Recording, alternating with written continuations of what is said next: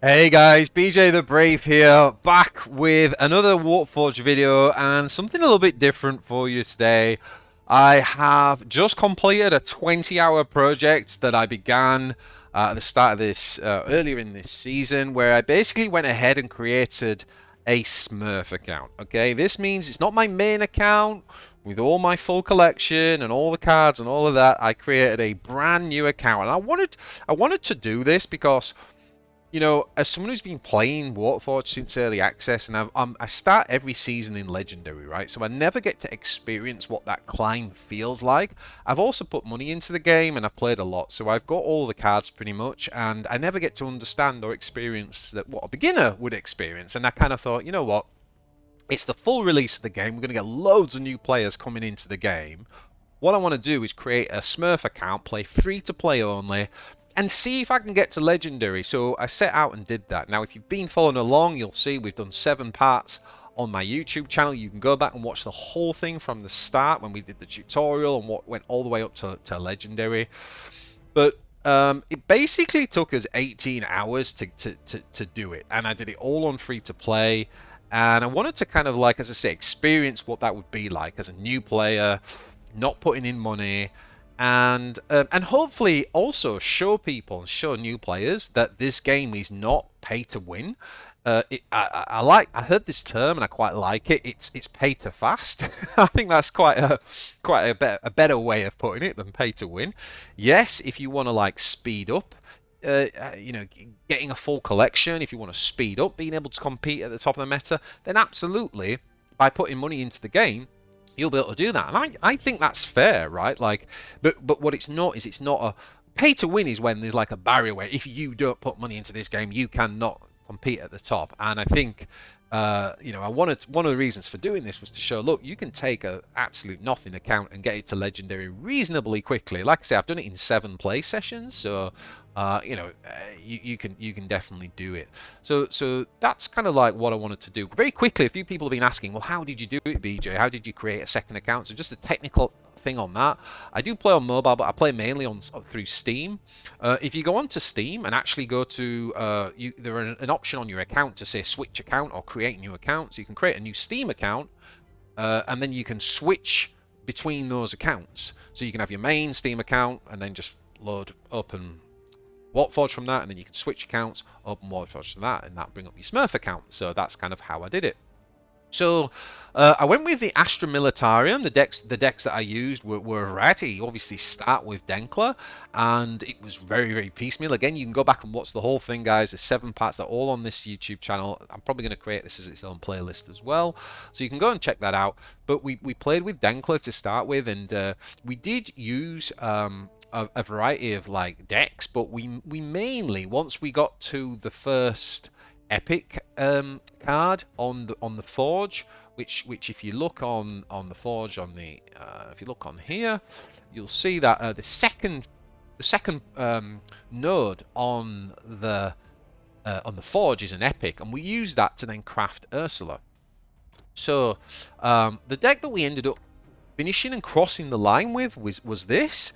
I'll go through this in a minute, but we did make a few changes. We only got the standard bearer very late on. We didn't get this until like Diamond 5, so we played for the vast majority without the standard bearer. I do think this is a very good card.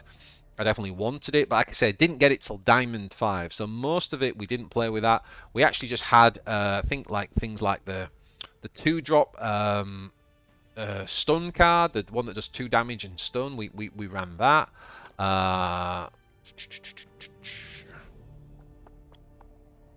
Pinning Fire, that's the name of it. So we did run that instead.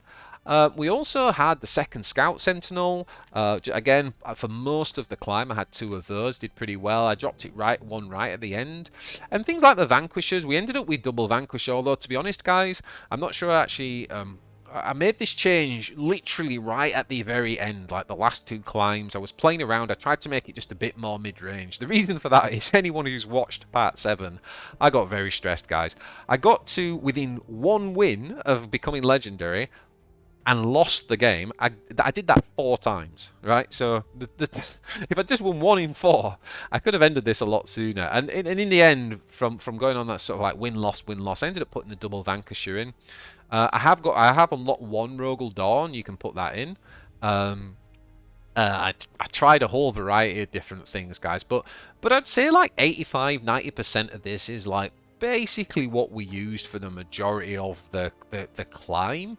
So this is, I'm just wanted to show you like the deck that we crossed the line with. So we've got Creed, obviously, double Faeburns, double Medics, which are rares. We don't have 1 legendary, by the way. We didn't unlock any legendaries, although you can. I'll explain that in a minute. We've got double Ratlings, excellent card, double Shock Trooper, double Autocannon Squad, double Kasrkin, double Ogryn, 1 Summary Execution. I did try dropping this for a little while. I kind of put it in and out of the deck. But one of them seems fine. Double Rough Rider, which is a common card. As I said, we got the Standard Bearer late, but we did put it in. We ran the Sentinels, which are really good common cards in the 4-drop space. No problem running them. Really love the Armoured Sentinel. Really underrated this card when the faction first came out, and it's actually very, very good in a kind of fast aggro-y type, like tempo-based aggro deck. The Bullgryn Bone'ead's very good 5-drops, very solid indeed. 1 Psyker, I think I played around. Sometimes I ran none, sometimes I ran 2. I think majority of the run I actually had 1 Psyker, to be honest. I had double Chimera for most of it, but I think right at the end I ended up dropping 1. You could definitely put double Chimera and drop a Vanquisher, for example, if you want. Double Leman Russ, which is a key, has been a very key card, I think, in this type of deck. It really is like the top end of your deck, top end of your curve, and I think you do have to run 2 of them in this deck, to be honest. And like I said, the Vanquishers, if you just needed to make it a little bit more mid-range, if you're just running out of steam at the end, these are not a bad option. The Dawns are good too, but these are pretty good. Like they come down a turn earlier, and then like threatening 8 damage. It's almost like a Wailing Doom on a stick then, you know, so like they've really got to be able to deal with it, and it's not easy to deal with. So that is the deck, guys, that we kind of crawled over the line with. Like I say, some of the standout cards for me, I would say, were the Leman Russ was a... definitely a really, really strong card for me.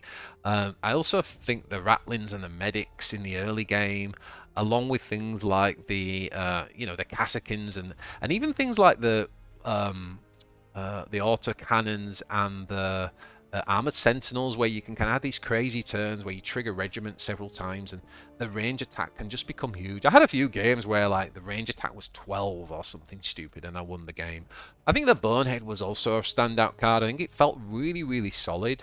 And I do have to say, I do think that the Astra Militarum is the best beginner faction, or at least one of the best beginner factions. It's a really strong beginner faction because it has lots of really strong core cards at all parts of the curve as well. A lot of other factions don't have that, and you do have to kind of get the epics and the legendaries. And in this faction, it felt pretty friendly until we hit Diamond 5, I would say. It was a lot more difficult once we hit that point. Now, I will maybe put a link here, but like I say, there are all of the gameplay for the whole run is on my YouTube. There are 7 parts, so go back and watch it if you want to watch the run. Where did we finish up? So it took us 116 games to complete this mission of getting to Legendary. 116 games, and we ended up going 91 and 25, which gave us a 78% win rate on ladder. Now, honestly, guys, a lot of those losses came from, I would say, from Diamond 4, Diamond 3, somewhere around there, upwards. I think before then we'd had like 7 or 8 losses, so a lot of those 25 losses came towards the end, and that's because you start to play legendary players, and it does get a lot more competitive. I was playing against guys who had legendary cards every game, and I was seeing that, and I was really feeling the difference. But again, back to why we did this, like, I couldn't just swap out my deck like I could on my main account. I couldn't just go, right, I'm going to tech in better cards or different cards or go into my legendary cards because I don't own them, right? And so I was very much more limited in the deck build. And in order to hit legendary, that meant that I had to rely on, just playing well and understanding like the kind of core, the core, not just mechanics of Warpforge, but some of the kind of key principles, right, of just effective card gaming. And I've done a good series called Warpforge Fundamentals. I strongly recommend going and watching those. And it talks about some of these fundamentals, like who is the beatdown. It talks about the difference between aggro and mid-range tempo. What does all this mean? Talks about playing on curve, all of that sort of stuff. And that's really how I've got to Legendary. I've built a deck that has a consistent curve. I've mulliganed effectively, and I've really tried to play, play a tempo deck, making effective use of my mana, effective trades, and just solid kind of card game principles is what's carried me to Legendary. Some of the losses, quite a lot of the losses I had, I messed the mulligan up, for example, so you can kind of go back and analyze some of that. But as I say, I'm pretty happy overall. And there's a world record, guys. We set a world record in Warpforge, right? 18 hours, 3 minutes, and 16 minutes. So that means if you want to go and do this challenge and you want to go and beat that, then let me know in the comments what your time is. I do plan to do this again at some point. So this is, even if it's not a world record for long, it's definitely a personal best. So I can go back and see if I can beat this, see if I can beat the win rate, etc. So that will be cool. Maybe I'll do other factions as well next time. I like the idea of trying like the Tau or the Ultramarines or something like that, for example.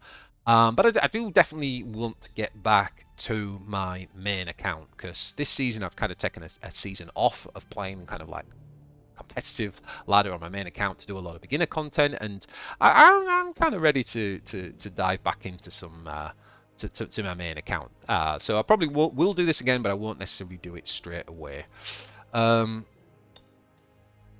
So, guys, one thing I did want to just point out as well is that I did do some dailies, some of the daily missions for sure, and I can show you where I got to on the campaign. So basically, we got as far as here. So I never reached the end getting the Legendary. But guys, I did not, because I set myself a precedent of a timer to see how fast I could do it, I did not do this as effectively as you could. And what I mean by that is I didn't do all the daily missions.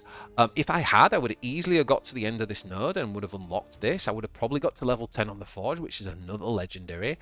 And when you have a look at even things like just the amount of booster packs that I opened, I still...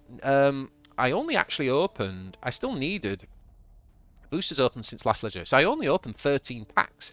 So if I'd been playing things like draft mode or getting all my dailies, I probably would have got a Legendary from this. So what I'm trying to say is, if you don't put a time pressure on like I did, you actually could have achieved what I've done here and had 3 Legendary cards in your faction as well. As a free-to-play player, you would have completed the campaign, or at least got to the end, and you would have a much bigger campaign. And as I alluded to, I've not played draft either. The only draft I played is I did create one deck, and I played 2 games, got 2 wins, and that was because one of the daily missions that when I was looking for some points required me to get 5 skulls in draft.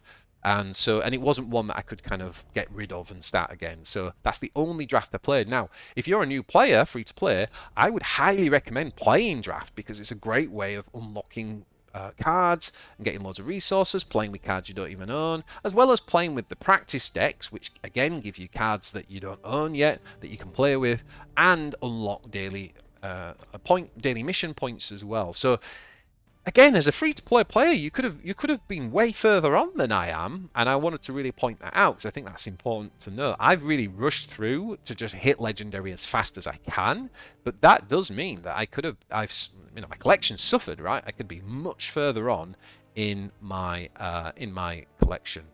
So yeah, so there we go, guys. I will, as I say, probably I'll probably leave a link to the full playlist.